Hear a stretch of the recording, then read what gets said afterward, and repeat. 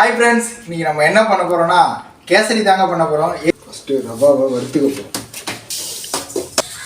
எண்ணெய் ஊற்றிக்கலாம், நெய், ஏலக்காய் பொடி,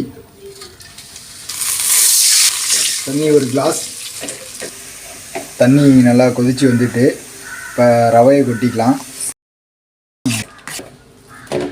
இப்போ அடுத்து ஒரு கிளாஸ் பால் காய்ச்சி ஆற வச்சுருக்கோம். இப்போ அதை மிக்ஸ் பண்ண போகிறோம். பால் ஊற்றினா நல்லா டேஸ்ட்டாக இருக்கும். சீனி போட போகிறோம். இப்போ போட்டோன்னே கொஞ்சம் தண்ணியாக இருக்கும். இப்போ கொஞ்சம் கேசரி பவுடர் சேர்க்க போகிறோம் கலருக்காக.